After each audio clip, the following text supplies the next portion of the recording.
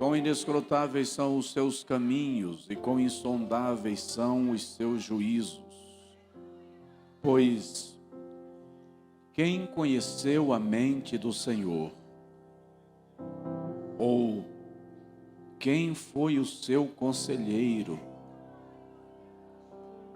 Ou ainda, quem a ele deu primeiro, para que ele retribua?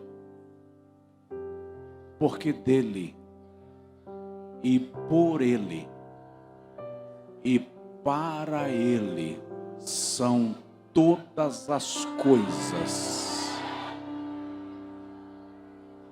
Glória, pois, a ele, eternamente. Amém. Eu vos saúdo com a doce paz do Senhor Jesus. Podem sentar, meus amados, por favor.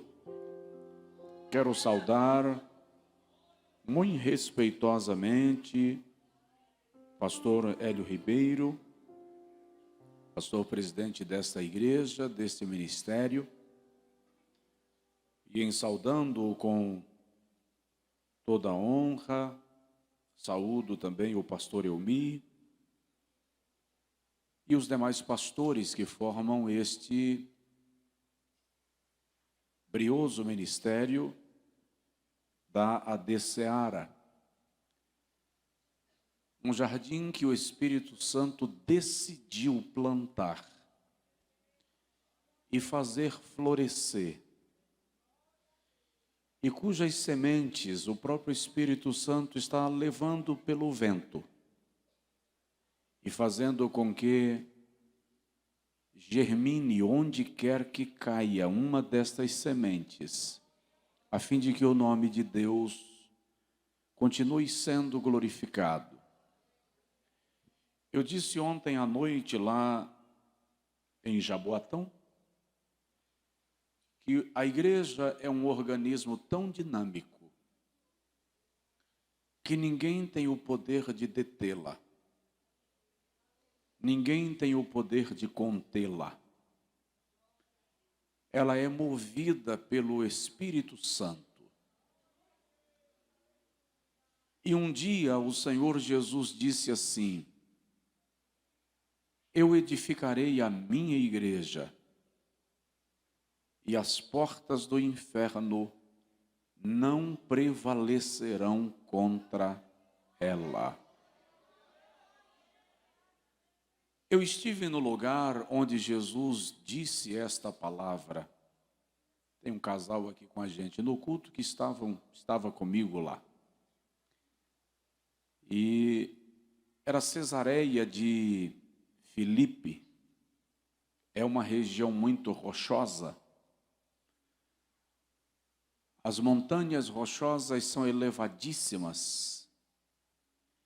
E dentro daquelas montanhas existem cavernas, onde funcionavam os templos de adoração de Pan.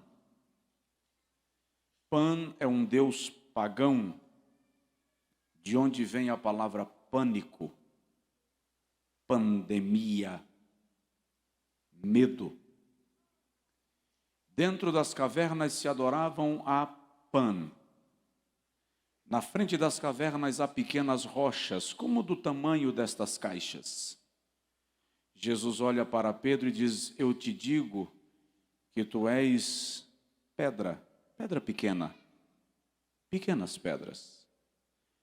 Mas eu edificarei a minha igreja sobre esta pedra. E ele aponta para a rocha. Eu edificarei a minha igreja sobre esta pedra. E as portas do inferno, ele aponta agora para as cavernas de Pan, que estão abaixo da estrutura onde a igreja foi edificada. E as portas do inferno não prevalecerão contra ela. Provoca de leve o irmão que está do seu lado e diz para ele assim: ninguém para a igreja. Ninguém para a igreja. Amém? Uma alegria estar em Belo Jardim. De vez em quando na live de oração aparece alguém de Belo Jardim, dá um sinal lá. Tem um bocado, né, irmão? Maravilha. Deus abençoe vocês por orarem comigo. Hoje nós estaremos na live de número 484, salvo engano. 522 dias de propósito de oração pelo Brasil. E o povo de Belo Jardim está lá orando comigo. O Senhor me permite estar aqui com vocês. Pastor Jairinho, que me trouxe de Recife para cá. Uma alegria revê-lo, é um amigo. Desde quando eu era criança, ele já era desse tamanho. Ai, Deus te abençoe, brincadeira. Eu sou mais velho do que ele, tá, irmãos? Eu só cresci um pouquinho, mas é uma alegria estar com você. Pastor Hélio, que honra, tá? O Espírito de Deus estabelece com a gente uma aliança de coração, tá? Que Deus abençoe sua vida poderosamente. Tem meu carinho, meu respeito, minha honra e minha agenda. Aliás, minha agenda eu nunca disse para ninguém assim, você tem, tá? Mas uma alegria, pastor, um carinho muito grande. Pastor Elmi, que foi lá em Feira de Santana nos visitar, ministrou uma palavra extraordinária. Deus abençoe. Deus abençoe. Ele prega aqui amanhã. E é sério, ele trouxe uma palavra lá, a bênção que queremos e a bênção que precisamos. Coisa assim, como a gente diz lá na Bahia, coisa de doido. Tá? Deus abençoe. Ilustríssimo senhor prefeito, uma alegria. Deus abençoe a sua vida, a sua casa e a sua administração. E faça do Senhor uma grande bênção para Belo Jardim. E faça da salvação de Deus a maior de todas as bênçãos para a sua casa. Em nome de Jesus. Abra comigo a sua Bíblia, amado, por favor, na epístola do escritor aos Hebreus, capítulo de número 13, versículo de número 8. É um texto muito simples, bem pequenininho. Eu quero ler com os irmãos e eu quero falar nesta noite sobre o Evangelho não muda. O Evangelho não muda. Eu disse para alguém essa semana que eu tenho muita dificuldade de criar temas bonitos. Porque o tema bonito chama atenção, né? Mas está aí a minha batalha. Isso é o tema de uma pregação, o Evangelho não muda. Tá, já sei, pastor, que não muda. Mas você vai ver que a Bíblia é extraordinária e Deus tem coisa grande para fazer na sua vida essa noite. Hebreus 13, versículo 8 diz assim: Jesus Cristo é o mesmo, ontem, hoje e eternamente. Jesus Cristo é o mesmo, ontem, hoje e eternamente. Quem diz amém? Coloque assim a mão no peito, por favor, e diga comigo: Senhor Jesus, fala conosco. Amém. Queridos, a epístola aos Hebreus é escrita para os cristãos judeus da diáspora, aqueles que haviam sido dispersos no período que houve a invasão de Roma na Palestina. Em todos os lugares haviam hebreus, judeus espalhados pelo mundo. Atos dos Apóstolos, capítulo de número 2, quando se cumpre o dia de Pentecostes, por exemplo, nós temos judeus de 14 nações em Jerusalém, celebrando Pentecostes. O propósito do escritor da epístola aos Hebreus, que incrivelmente não quis se identificar,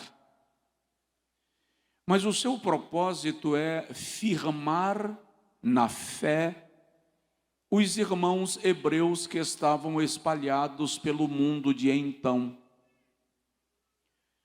Dar àqueles irmãos a compreensão dos fundamentos doutrinários que arregimentam, que regem a fé cristã. Para isto, ele nos apresenta ao longo dos 12 capítulos anteriores paralelos entre os princípios e fundamentos da lei mosaica com o plano de Deus para a salvação do mundo. O que o escritor da epístola aos Hebreus faz é transformar em prédio aquilo que no Antigo Testamento era apenas planta, projeto. Ele mostra que todos os ritos, mandamentos, regras do Antigo Testamento apontavam para Cristo. Eram uma sombra daquilo que viria a se manifestar em Cristo. Depois de defender toda a sua tese ao longo dos 12 capítulos, e há estudiosos que dizem que provavelmente a epístola aos Hebreus tenha sido escrita numa sentada só, é uma dissertação, é uma redação que o escritor começou a desenvolver e de uma vez só ele elaborou como se escreve uma tese. Agora no capítulo 13 ele vai fechar o seu raciocínio, fazendo a igreja a quem ele destina a carta entender que Jesus Cristo é imutável. E a imutabilidade de Cristo está intimamente relacionada com a sua divindade. Ele é Deus. E justamente porque ele é Deus, ele não muda. Salmo de número 102, versículo de número 20 até o 24, o salmista diz assim: pois tu, ó Senhor, és o mesmo, e os teus anos não têm fim. Os céus envelhecerão, e serão enrolados como cortinas, mas tu és o mesmo. Quando nós chegamos na epístola, no profeta Malaquias, capítulo 3, versículo de número 6, o Senhor usa Malaquias e diz assim: porque eu, o Senhor, não mudo. Deus não muda. Isaías capítulo de número 43, versículo 13, o Senhor diz assim: ainda antes que o mundo existisse, eu sou. Eu sou. Tem umas traduções que colocam eu era, mas presta atenção nisso. Deus nunca foi. Deus nunca será. Ele é. Deus, ou para Deus, não existe passado nem futuro. Para Deus o que existe é o eterno presente. Ele contempla o futuro e o passado com a mesma clareza que ele contempla o presente. É por esta razão que a Bíblia hebraica não é lida da esquerda para a direita. É lida da direita para a esquerda. Não é lido do início para o fim. É lida do fim para o começo. É uma forma de Deus dizer: eu conheço o final da história antes que a história comece. Por isso que o escritor está dizendo, ele é o mesmo. Ontem, hoje e eternamente. O apóstolo Tiago, escrevendo no capítulo de número 1, versículo de número 17, diz assim: toda boa dádiva e todo dom perfeito vem do céu, descendo do Pai das luzes, em quem não há mudança, nem sombra de variação. O apóstolo Pedro, escrevendo a sua primeira epístola, no capítulo 3, versículo 8, diz que para Deus, um dia é como 1000 anos, e 1000 anos como um dia. Isso significa que ele permanece no seu lugar. Algumas pessoas pensam de Deus com a figura de um ser decrépito, cansado, envelhecido, acorcundado, precisando de uma bengala para se mover. Este não é o Deus que a Bíblia revela. Quando Daniel tem a visão da pessoa de Deus e o chama de o ancião de dias, e o vê com os cabelos brancos ali não apontam para a idade, apontam para a eternidade. Em Apocalipse, capítulo de número 1, versículo 8, e lá no capítulo 22, versículos 16, o Senhor Jesus diz: eu sou o Alfa e o Ômega, o princípio e o fim. A diferença é que lá no capítulo 22 ele diz o primeiro e o derradeiro. Alfa e Ômega são, respectivamente, primeira e última letra do alfabeto grego. E a Grécia é o berço do pensamento ocidental. Tudo que nós entendemos como ciência, como conhecimento, como pilar de sabedoria, surge em primeira instância no cenário grego, no pensamento grego. Quando Jesus diz eu sou o Alfa e sou o Ômega, ele está dizendo assim: antes que houvesse todo o conhecimento, antes que houvesse toda a ciência, eu já estava lá, porque eu sou o Alfa. E quando toda a ciência passar, e quando todo o conhecimento falir, eu estarei lá, porque eu sou o Ômega. Eu sou o primeiro antes de tudo, e o fim depois de tudo. O Deus que não muda, o Deus que não passa, o Deus que não envelhece, o Deus que não cansa. Esse é o Deus a quem esta igreja serve, adora, magnifica, celebra e cultua. Você pode louvá-lo, porque ele é digno de ser glorificado e de ser exaltado. Agora, dizem os mais antigos que quando as Assembleias de Deus chegaram no Brasil e começaram a se espalhar, na verdade ela nasce no Brasil e ela se espalha pelos rincões do país, as mais distantes aldeias, até as mais nobres cidades, dos bairros mais pobres aos mais nobres, os pregadores primórdios da fé cristã, pentecostal, dizem os estudiosos que a sua mensagem se fundamentava em 4 verdades.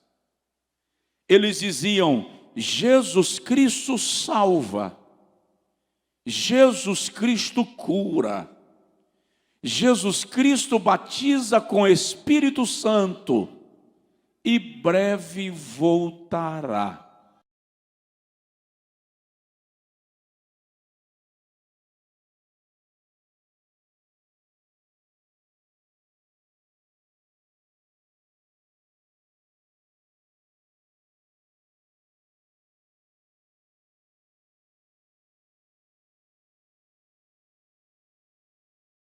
Cremos que Jesus Cristo é o mesmo, então a gente vai continuar pregando a mesma coisa. Vamos juntos? Vamos dizer juntos? Vamos lá?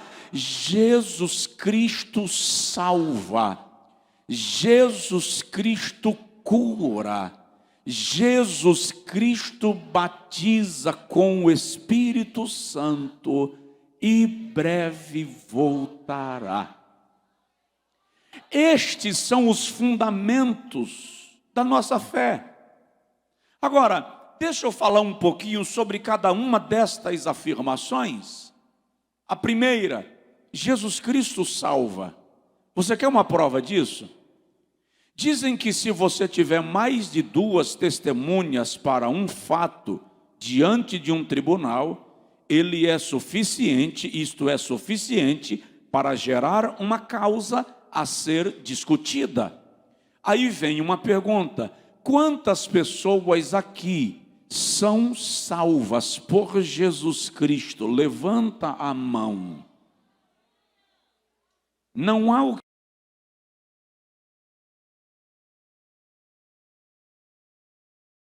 é doido. Se 2 disserem eu sou salvo, você pode dizer conivente.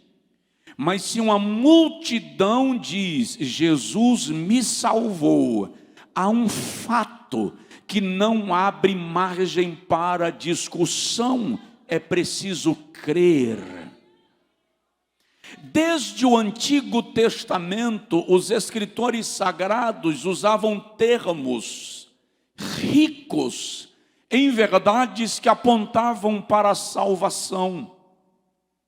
A palavra salvação no Antigo Testamento aparece em 2 vocábulos hebraicos, Yatsal e Natsal e Yashat, que significa livrar, tirar para fora, libertar do cativeiro, curar, tirar da cova.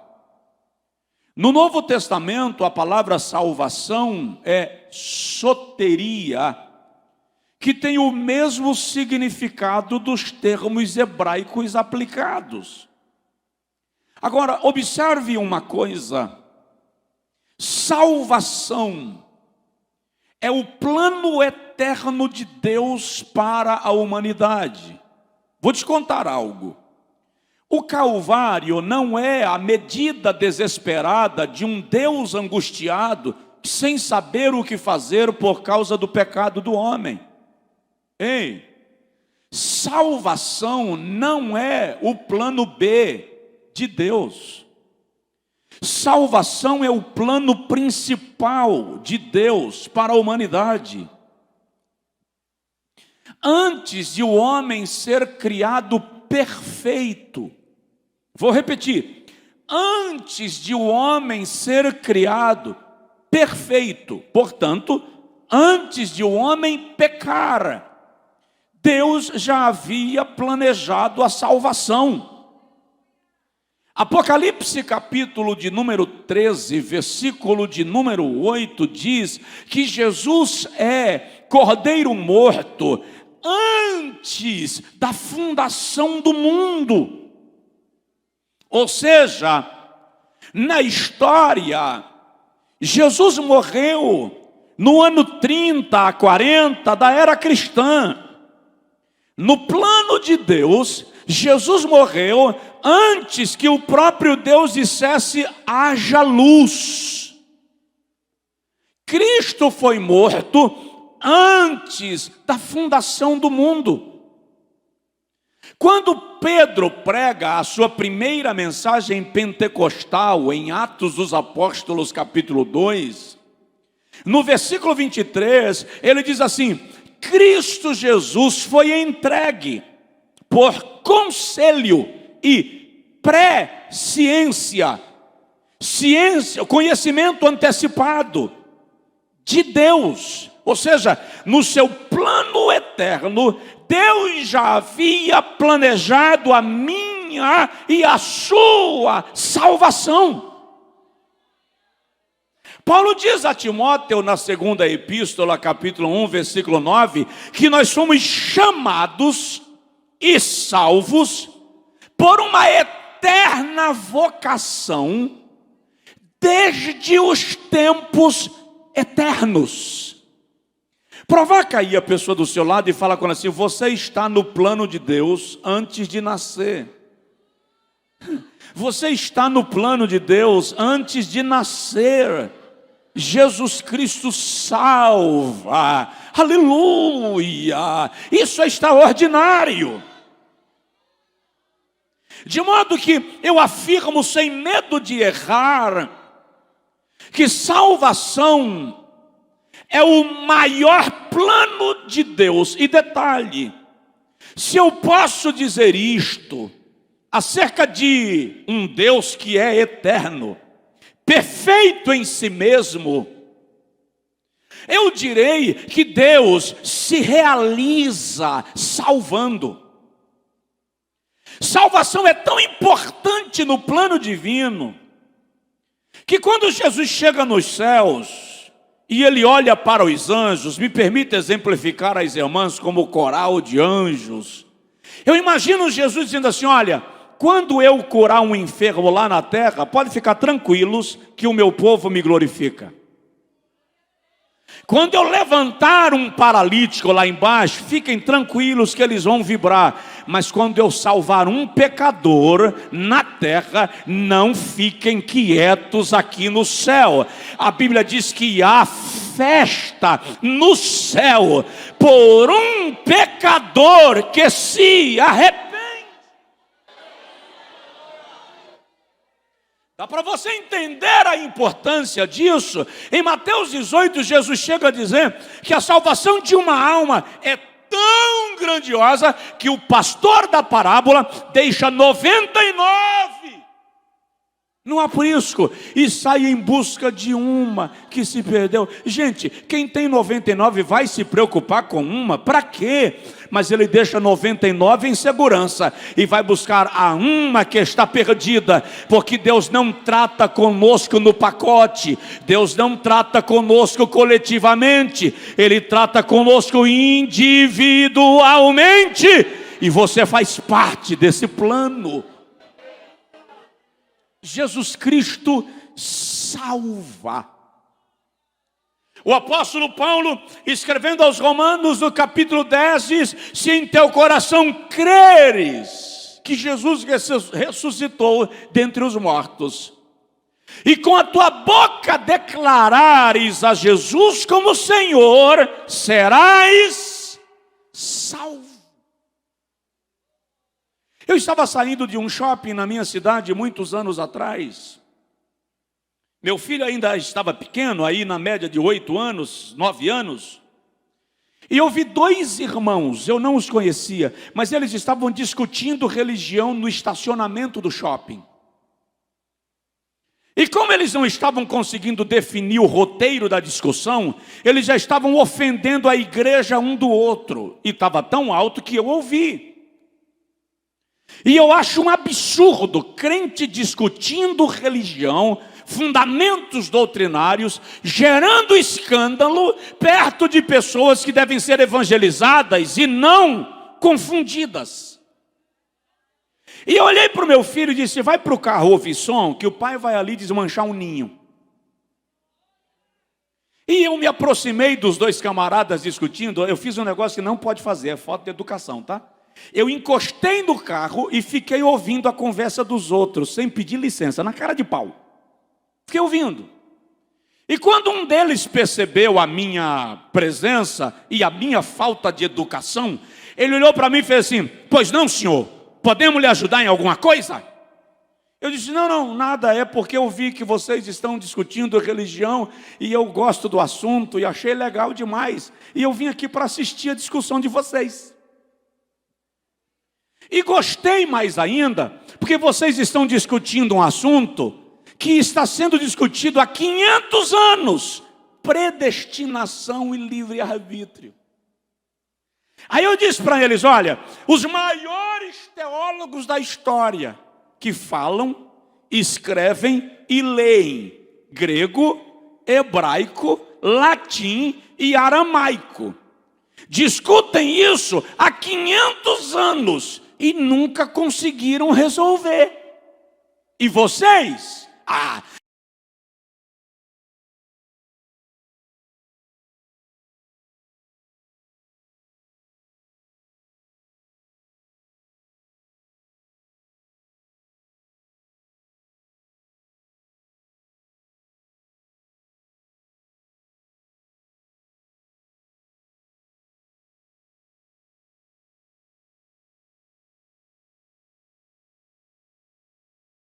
uniram. Uma coisa eu já consegui, desmanchei a briga. Porque agora eles se uniram contra mim. Aí um falou assim: você quer dizer o que com isso? Na minha igreja tem santidade. Falei: não, amigo, não é questão de santidade. É questão de religiosidade. E Jesus não era religioso. Ah, para quê? Aí o outro veio.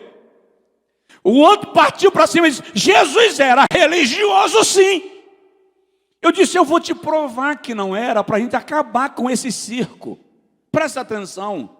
A religião olhava para a mulher flagrada em adultério e dizia: apedreja. Jesus olha para a mesma mulher e diz: vai em paz e não peques mais. A religião olhava para o leproso e dizia: imundo. Jesus olha para o mesmo leproso e diz: ser limpo. A religião olhava para o publicano e dizia: você não pode entrar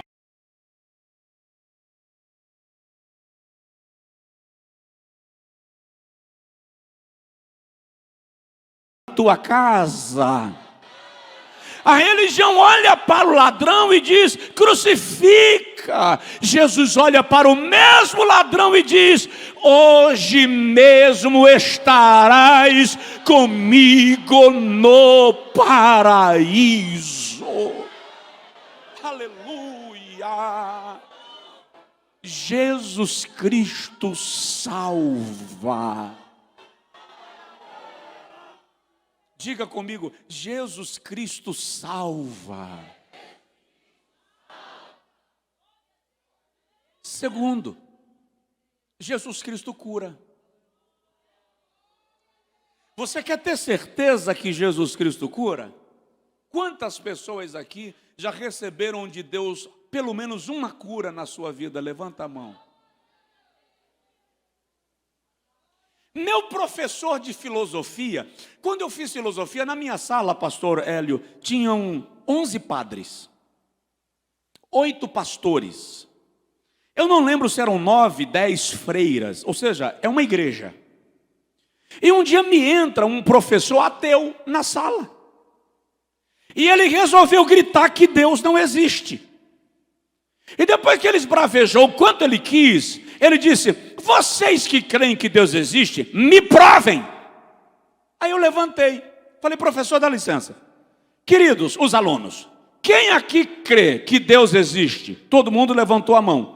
Eu olhei para ele e disse: professor, eu não tenho que provar que Deus existe, todo mundo aqui acredita. É o senhor que tem que provar para nós que Deus não existe. Começa. Tenta. Eu não tenho que provar para ninguém que Jesus cura. Quer ver? Quantas pessoas aqui já receberam pelo menos uma cura do Senhor? Levanta a mão. Não tenho que provar. Eu só preciso mostrar para você, biblicamente, que isso tem respaldo espiritual. Quer ver um exemplo? Lá em Êxodo capítulo de número 16, o Senhor diz assim: eu sou o Senhor que te sara. Em Jeremias capítulo 23, capítulo 30, ele diz assim: e eu curarei as tuas feridas e sararei todas as tuas enfermidades.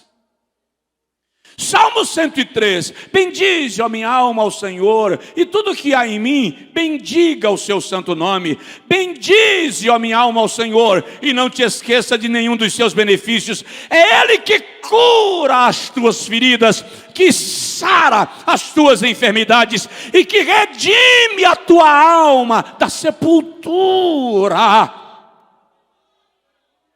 Isaías 53, versículo 4 e 5, Ele mesmo levou sobre si as nossas enfermidades, e as nossas dores levou sobre si, e nós o reputávamos por aflito, ferido de Deus e oprimido, mas Ele foi moído pelas nossas transgressões, e ferido pelas nossas iniquidades.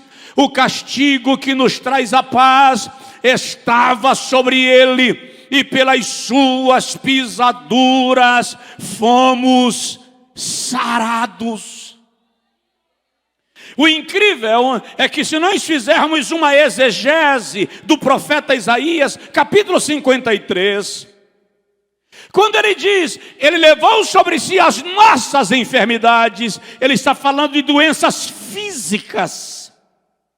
E as nossas dores tomou sobre si, está falando de doenças emocionais, porque dor está relacionado mais à alma do que a físico.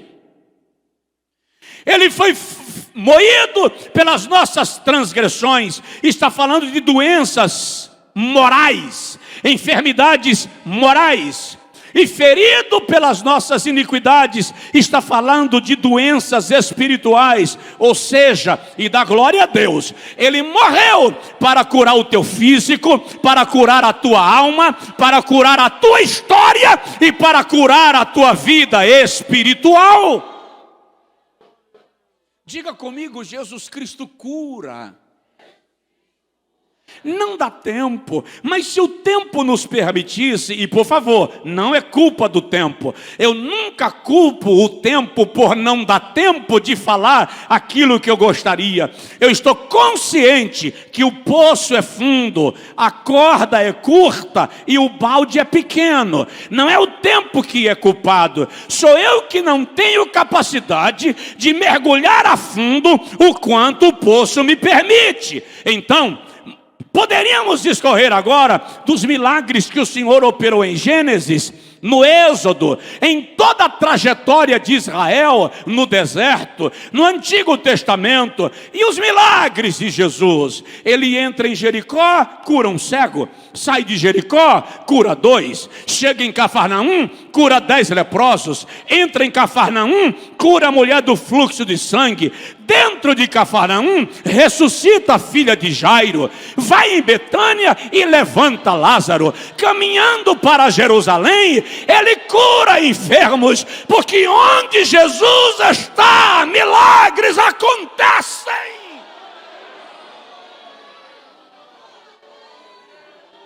Aleluia! Aleluia! Ele continua operando maravilhas. Eu lembro-me que uma certa feita, eu recebi um comunicado triste de que um parente da nossa família era motorista de ônibus, transporte urbano, e num assalto ao ônibus na estrada, ele foi alvejado com um tiro na nuca. Isso foi por volta das 18 horas, e ele foi levado para o hospital, e por volta de meia-noite, o médico declarou o estado de coma, e disse que o hospital naquela cidade do interior não tinha condição de ampará-lo, era preciso retirá-lo para um hospital na capital. 1h da manhã, ele sai da cidade e vai para Salvador, chega no amanhecer do dia e entra em coma profundo. Foram semanas e semanas indo para o hospital sem esperança. Uma certa tarde eu estava ministrando em Brasília, um domingo, e a filha dele, enfermeira, me telefonou aos prantos, e ela disse: Josué, meu pai vai morrer. E eu perguntei para ela: mas como assim, como vai morrer? Ela disse: a neurocirurgiã disse que agora só Deus. Eu disse: espera. A neurocirurgiã disse o quê? Disse que agora só Deus. Eu disse: então fica tranquila.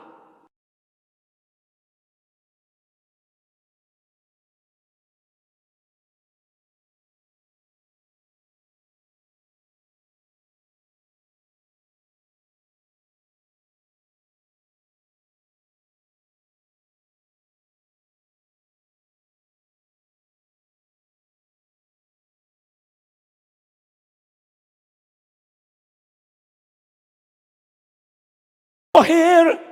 Eu ajoelhei na frente do meu filho e disse para ele: olha para mim, olha nos olhos do pai. Ele olhou e eu perguntei: você acredita no Deus que o pai prega?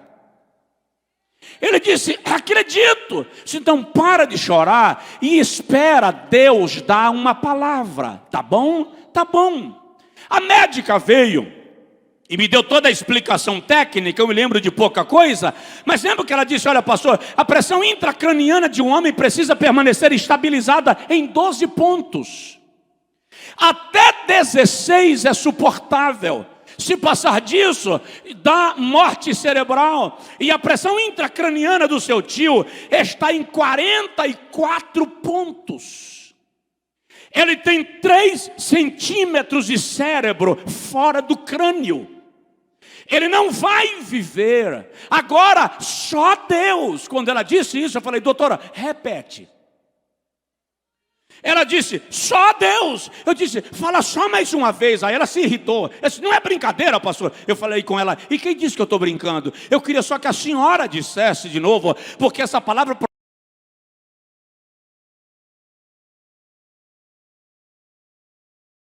Aí eu pedi permissão para entrar na CTI.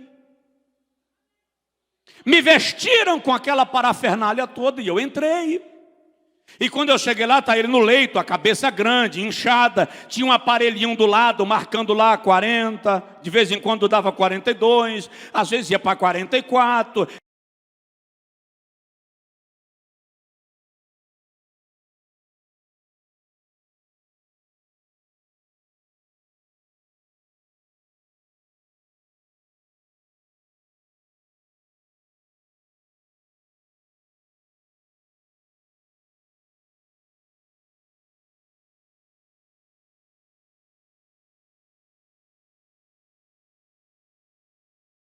Eu quero é o seguinte: se ele for viver, faz esse troço cair abaixo de 40 em 5 minutos, por favor. Aí agora eu comecei a orar e dizer: Senhor, repreendo a morte, cura, traz a vida, faz o milagre. E eu me empolguei, irmão, comecei a falar em línguas. Crente pentecostal, só a graça, né, irmão? Fala em língua em cada lugar inapropriado. E eu comecei a falar em línguas, e alguém passava, balançava a cabeça e dizia: mais um doido chegou. E eu estou lá orando. De repente, a maquininha deu 2 bips. Quando ela bipou, eu abri o olho e olhei. Ela estava marcando 38. Eu olhei no relógio, eram 4 horas, em cima do ponteiro. Eu disse: entendi, Jesus. Saí arrancando luva, máscara, aquela coisa toda. Cheguei na recepção do hospital e disse: todo mundo para casa, porque ele vai ficar vivo. A filha dele olhou para mim e disse: como é que você sabe? Eu disse: Deus me disse. Aí a médica chegou e disse: doutora, pode ir, que já tem milagre acontecendo. Ela demorou uns 40 minutos e voltou e disse: a pressão caiu, já está em 36. Desceu.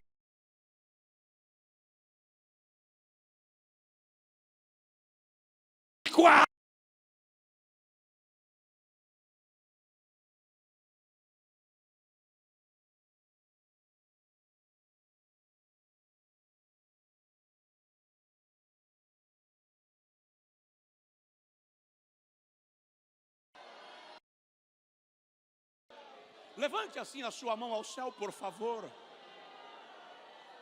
Espírito de Deus, libera autoridade profética na vida do teu povo agora. Os que estão aqui, os que estão em casa acompanhando o culto online, eu peço uma unção de cura e de milagres aqui nesta noite, na autoridade do nome de Jesus. Estenda a sua mão em direção à pessoa que está do seu lado, ou estenda a sua mão em direção à sua casa, se alguém ficou enfermo lá, e dá uma ordem de cura agora. Vamos lá, pela fé, dá uma ordem de cura agora. Diga: eu ordeno em nome de Jesus que a enfermidade saia. Eu ordeno em nome de Jesus que o mal caia por terra. Nós ordenamos em nome de Jesus que o espírito de morte recue na autoridade do nome do Cordeiro.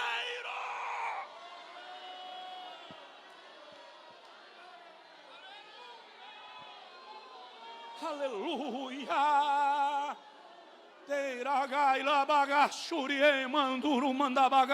Seja curado, seja curada. Receba o milagre na sua vida, na autoridade do nome de Jesus.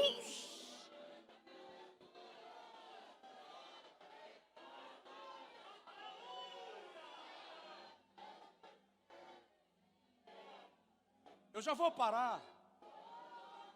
Eu não vou lhe fazer ficar aqui até 10 da noite, mas de jeito nenhum. Diga comigo, Jesus Cristo salva. Jesus Cristo cura. Jesus Cristo batiza com o Espírito Santo. Quer ver? Quem é batizado com o Espírito Santo aqui, levanta a mão. Vamos discutir o quê? Eu não tenho que defender uma tese. Eu só tenho que te relembrar que essa promessa é para todos nós. Vamos começar por Provérbios 1, 23. E eu derramarei sobre... Convertei-vos pela minha repreensão, e eu derramarei sobre vós o meu espírito. Isaías 44, 3 e 4. Eis que derramarei água sobre o sedento, rios sobre a terra seca. Derramarei o meu espírito sobre a tua descendência, e as minhas bênçãos sobre a tua posteridade. Joel 2, 28 e 29, e há de ser que nos últimos dias derramarei do meu espírito sobre toda a carne. Quantas pessoas?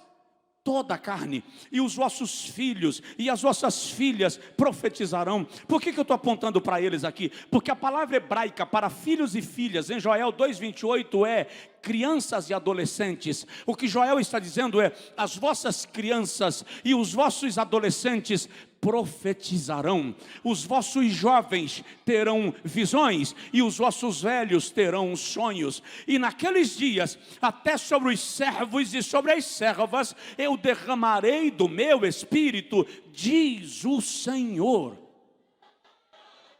João Batista diz em Mateus 3,11: eu vos batizo em água.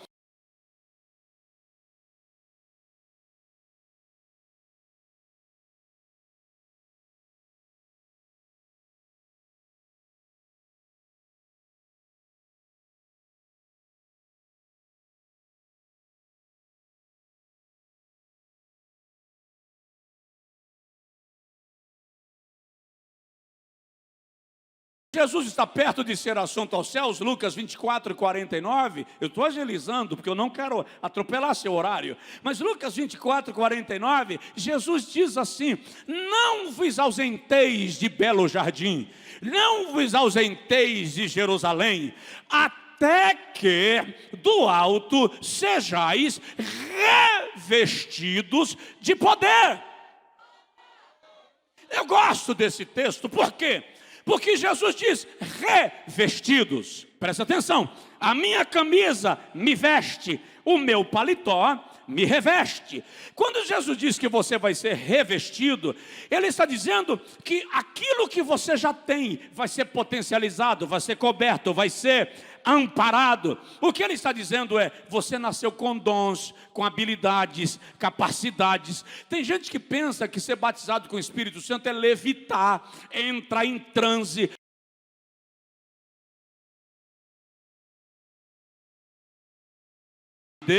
E revestir, capacitar, aumentar a graça, dinamizar. Isto é ser cheio do Espírito Santo.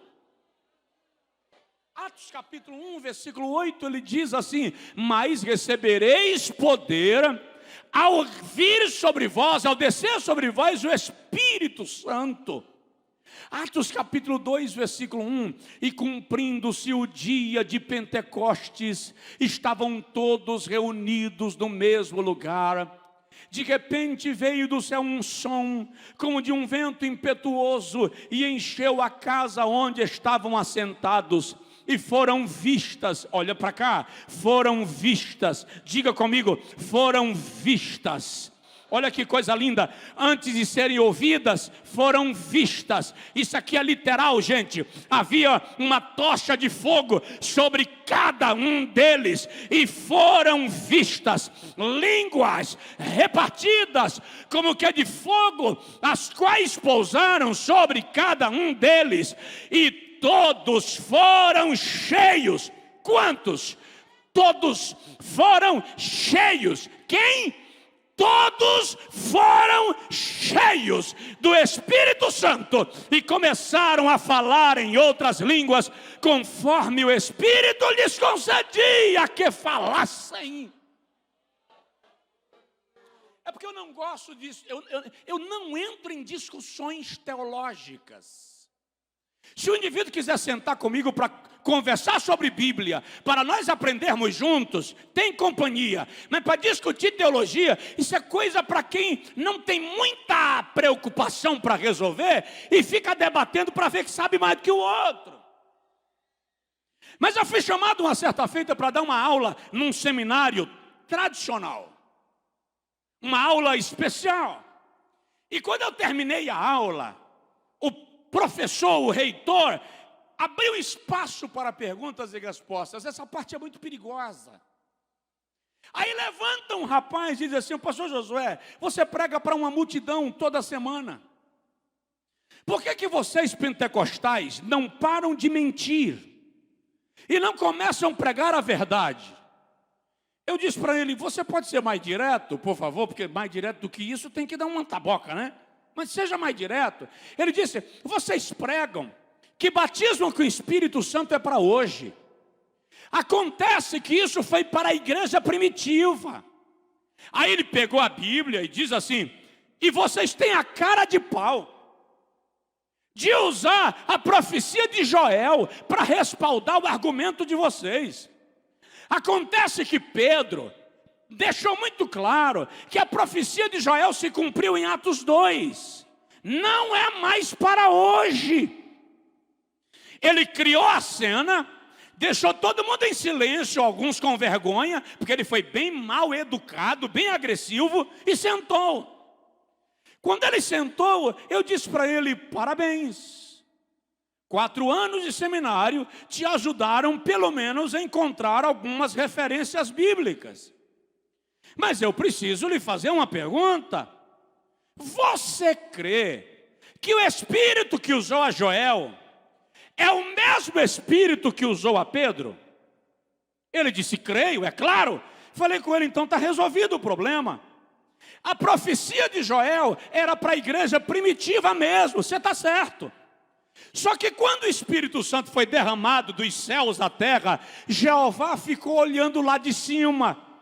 E Deus gostou do resultado. Quando ele viu a igreja tomada de poder, tomada de glória, tomada de dons, o Espírito Santo tomou a boca de Pedro e disse assim: esta promessa se diz respeito a nós e a vós, e aos vossos filhos, e aos que estão longe, e a tantos quantos Deus nosso Senhor chamar.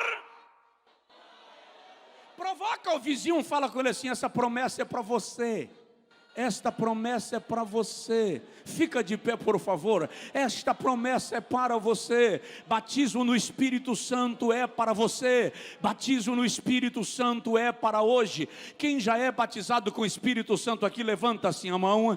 Aleluia. Você já foi renovado com línguas espirituais hoje? Se não foi ainda, abre a tua boca e fala em línguas espirituais. Seja renovado nesta noite. Quem não é batizado com o Espírito Santo ainda e crê, pede ao Senhor agora que Ele te enche agora. Ele é poderoso para te encher agora. Aleluia. Gente, o meu avô foi pastor presbiteriano. O meu pai foi pastor batista tradicional e foi batizado com o Espírito Santo no púlpito da igreja batista, onde dava aula da escola bíblica. E um colega de seminário do meu pai, um pastor batista tradicional, me convidou para ir pregar na igreja dele. E quando terminei de agendar, ele fez assim: ô menino, até hoje ele me chama de menino, o cabelo branco já chegou, mas eu continuo menino. Ô menino, me diz uma coisa, a minha igreja não crê no batismo com o Espírito Santo como você crê. O que é que você vem fazer aqui? Eu disse para ele: pastor, o senhor me desculpa aí, pastor Duarte, o senhor me desculpa, mas eu não liguei para a sua casa pedindo para ir pregar na igreja que o senhor pastoreia. Foi o senhor que ligou para mim, me convidando. E o senhor ligou sabendo que eu sou pentecostal. Então o senhor sabe do que vem por aí. Se o senhor não me quiser lá porque eu sou pentecostal, não tem problema. Eu vou lhe indicar um pregador tradicional, ele vai pregar, Jesus vai salvar, é isso que importa. Ele fez assim: ô menino, você fala em línguas estranhas quando quer? Eu disse para ele: não, senhor, eu falo em línguas estranhas quando o Espírito Santo me concede. Ele disse: então pode vir. O Espírito Santo não vai botar você para falar em línguas do púlpito de uma igreja tradicional. Eu disse: tudo bem. No sábado à noite, depois do culto, ele me levou para jantar. E quando a gente vai voltando do jantar, eu falei com ele assim: pastor Duarte, amanhã pela manhã, no estudo bíblico, eu vou falar sobre porque eu falo em línguas estranhas. Ele soltou o volante na hora. E ele fez assim: você não ficou louco? Eu disse para ele: não, fique tranquilo, eu não vou mandar ninguém falar. Eu só vou apresentar razões bíblicas pelas quais eu falo em línguas. Cada um é livre. Não é o Espírito Santo quem concede? Deixa ele fazer o que ele quiser. E eu ministrei o estudo bíblico, didático, Bíblia, folheando a Bíblia, anotando, conferindo, tal. 11h30 da manhã, 33 batistas estavam no meio da igreja, saltando, falando em línguas, um poder violento. E eu comecei a entrar em conflito. Eu falei: agora o negócio vai complicar. Aí eu olhei para ele e falei assim: e agora, pastor, faz o quê? Ele faz assim: deixa acontecer, menino. Eu recebi tem 15 anos, eu só tinha medo de falar e dar problema. Aí começou a falar em línguas também, porque Jesus Cristo batiza com esse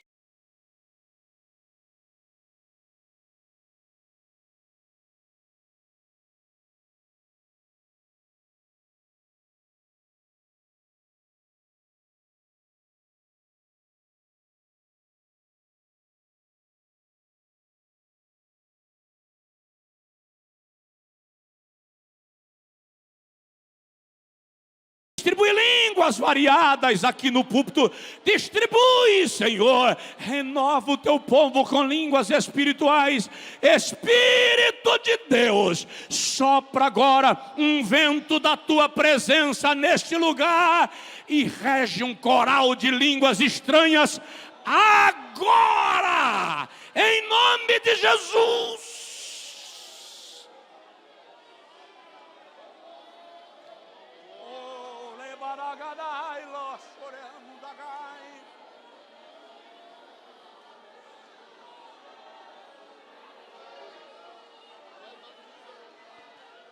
Seja renovado, seja batizado com o Espírito Santo.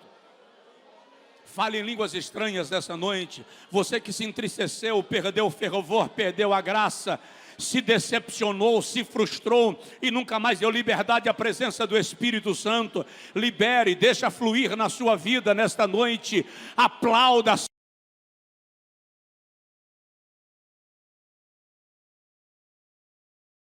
Espírito de Deus está aqui.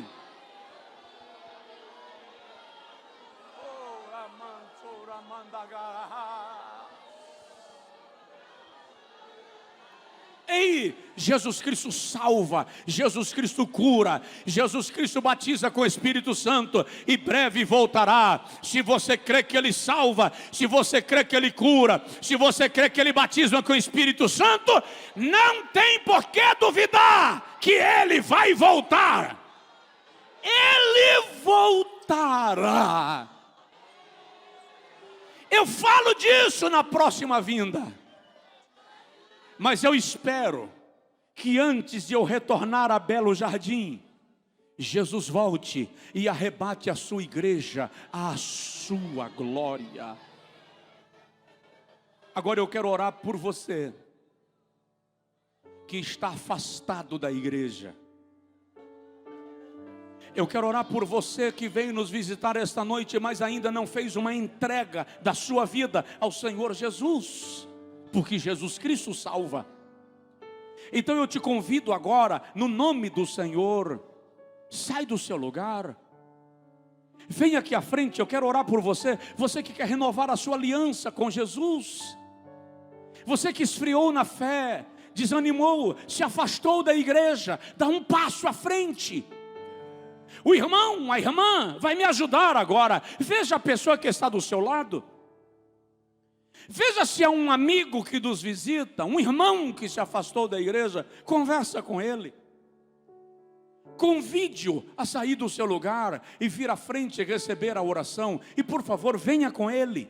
venha com ela. Você que está acompanhando o culto em casa, entrega a sua vida ao Senhor Jesus onde você está. Entrega a sua vida ao Senhor Jesus onde você está. Tem alguém se comunicando com o pessoal aí na transmissão? Se tiver, coloca aí, aqui vem alguém entregando sua vida ao Senhor. Deus abençoe a sua vida.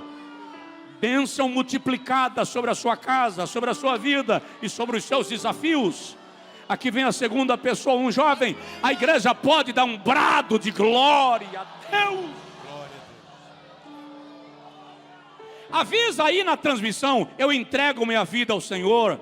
Avise aí: eu me reconcilio com Deus, que o seu nome vai chegar aqui e nós vamos orar por você.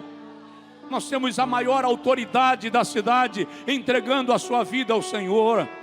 Não há melhor forma de entregar a chave da cidade na mão de Jesus do que entregando a Ele o coração daquele que representa a autoridade.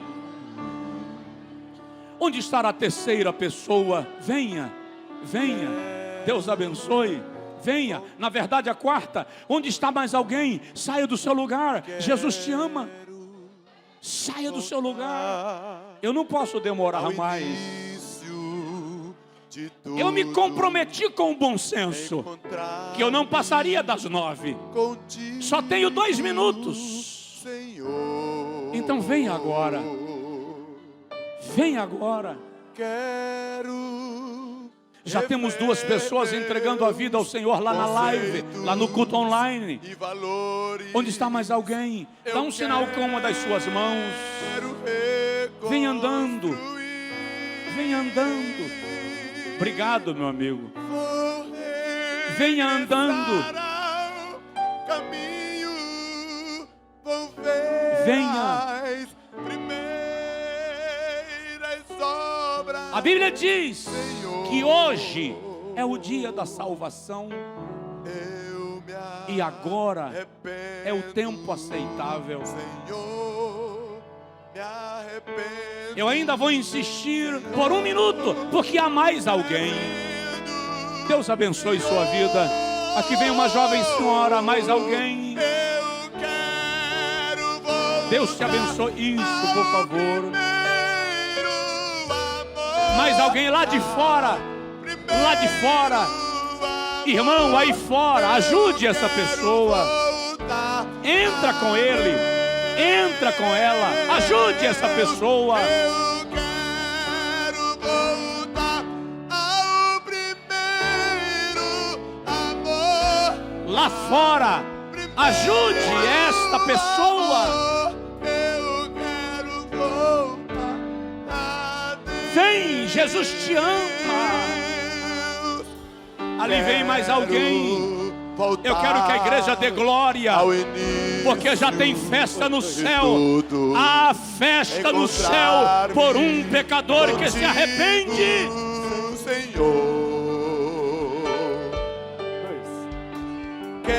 Deus abençoe, bem-vinda, Manvilca. Deus te abençoe. Está vindo mais, está vindo mais, está vindo mais, está vindo mais. Vem, vem. Jesus te ama, vem. Está vindo mais lá atrás. Está vindo 2 aqui, mais 2 lá atrás.